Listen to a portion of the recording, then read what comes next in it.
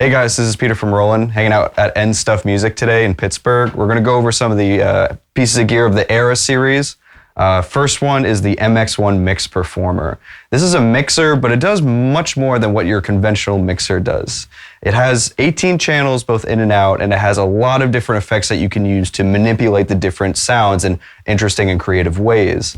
It has USB ports for AIRA devices and select Roland products, has 1/4-inch inputs, it also has a stereo 1/8 inch, it also has RCA, send and returns for effects, and it even has a digital input, or it could be configured as an output. It's meant to be kind of the centerpiece of your rig. It's really interesting to find a mixer that has this amount of control over the sound sculpting, and it's not just a standard mixer that you kind of set the levels and then forget about it, you don't want to touch it. It's meant to be manipulated in a way that's much more musical.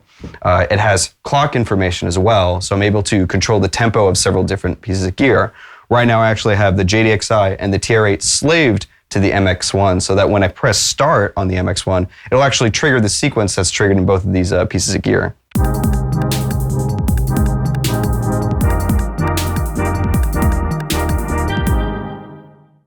You'll notice that there's a sequencer over the top of the MX-1. This has something to do with the way that the effects are implemented. There's master effects, which apply to all the channels, and you can isolate different individual channels based on what you want affected and what you don't want affected. And there's beat effects, which can have different styles of effects implemented per channel along with the pattern. So let's check out the beat effects first. This is basically a way to affect each channel individually using these 3 effects right here. There's filter, sidechain, and slicer. Right now I have the TR8 wired into USB channel 1, and then the JDXI wired into USB channel 2. You'll notice when I hit the select buttons on each of these channels, the pattern changes along with the effect. I'm able to basically change the different effects and the different patterns based on what channel I want and have it affect that channel specifically. So now when I press play, let's listen to the TR8 solo. I'm going to press play and then enable the beat effect for this channel.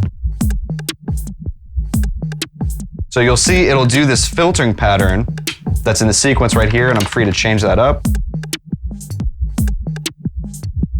Kind of customize it a little bit, get a very different sonic result than when it's dry, and then even adjust the filter types. I can hold filter, I see it's filter 1 selected. I can cycle to up to 5 different variations with these.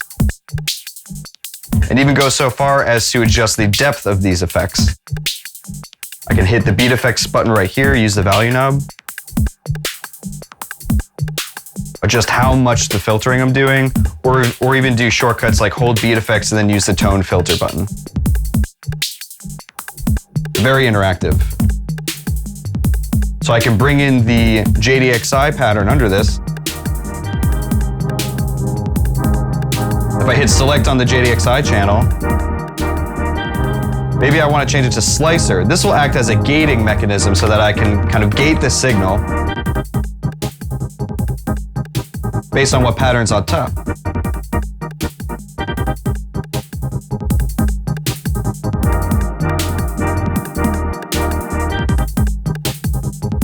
This allows you to make some really creative sonic variations of any kind of equipment that you're using. Doesn't have to be Roland gear, it could be literally anything that's plugged into the analog inputs or to any of the other inputs. You can assemble variations using one piece of gear that kind of centralizes everything. You can mix the levels, you can adjust EQ as well. You'll notice that there's tone filter knobs on every channel. And this by default is locked to a multi-mode kind of bandpass-esque type filter. So I could do kind of DJ-oriented style blends. But I'm also not limited to that one specific effect. I could hit select and then go to the channel settings on the left and then choose from different types of effects that I can set this knob to individually. So maybe for my TR8 channel, I have a conventional bandpass filter type, and then for my JDXI channel, I can have a low boost or a high boost or some kind of EQ pattern or isolating pattern. It's really kind of frees you to configure the setup to how you want it to. It's also worth noting that these effects and all the controls that are on the MX-1 are digitally saved into scenes, which you can have 4 banks of 16, and I can save them. So if I wanted to have, say, a breakdown section where I have both of these EQs kind of turned up so that there's no low end coming through, I can save it as a scene and then immediately recall that as I'm playing. I have a couple scenes stored, so if I hit recall, I can see that there's a couple saved right here. Scene number 1 just locks it to a dry signal, and then scene number 2, for example, has kind of an EQ pattern that's different on these two knobs right here. And then scene number 3 has some master effects implemented, and I can just hit scene 1 and return to the dry channel. So that makes it really convenient to implement multiple effects in an instant just with one button push. Very, very handy. So like a conventional mixer, I can gain stage each channel by selecting the specific channel that I want, alter the gain amount right here. I can adjust panning. I can adjust auxiliary send amount individually per channel. So you're not sacrificing any of the functionality of a standard mixer. You're actually gaining the ability to control all these different channels and all these different effects and have a much more kind of intuitive mixing experience. One of the final things that I want to cover is the master effects that are implemented on every channel that you can isolate certain channels to not have them implemented or to have every channel implemented. So if I wanted to play the sequence now, and then select a master effect, say the scatter effect, I can use the performance knob here to implement that effect. And based on what the position of the knob is, we'll adjust the intensity of the effect. And then I can return it to 12 o'clock so that it's basically off, or I can turn it off in a couple different ways. I can hit the master effect button itself to just kill the effect, or I can select the channel that I want taken out of the master effect chain. So now I just bypass the TR8, so now it's playing dry while the JDXI is being affected. Again, another really cool and interesting and experimental way to get a variation of what your sequence is.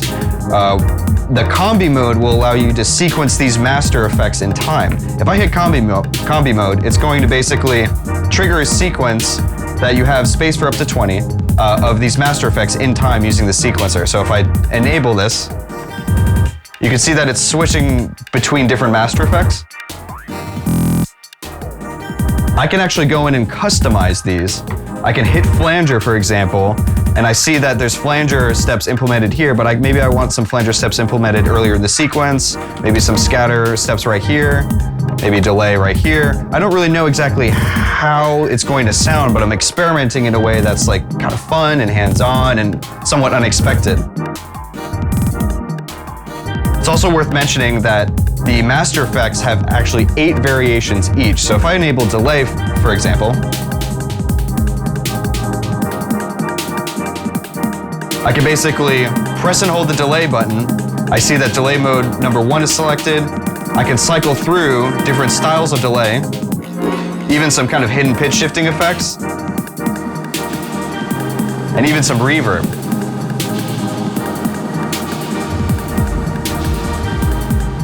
So there's a lot under the hood of the MX-1. With the Combi Mode enabled, I can even go so far as to change the specific master effect type per step. So I can go implement one scatter mode on step 1, use the tempo wheel while I'm holding down scatter to cycle through the different types, and put different types of scatter on each step. And maybe go in and put different types of filter on each step. Adding a tremendous amount of flexibility to what your sequence is going to sound like.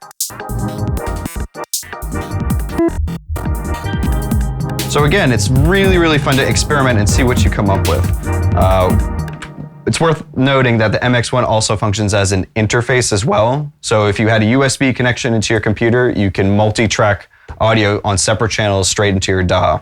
In the most recent firmware update of the MX-1, you're actually able to control Ableton clips using the MX-1, using a live mode. So you definitely get a lot of flexibility in terms of incorporating your MX-1 into any existing Ableton setup or live setup that you have with different types of gear. You don't need to own a Roland product to use this as well. If you wanted to, you can even route your software tracks through the digital channels like the digital through the USB channels into the PC channel, so you can combine hardware and software tracks, getting access to all the MX-1 effects. MX-1 is a really great centerpiece for any kind of configuration that you might have. You can combine hardware tracks, software tracks, Roland pieces of gear, or any kind of configuration that you might have in a fun and kind of inspiring way. So check it out at nstuffmusic.com, and thanks for watching.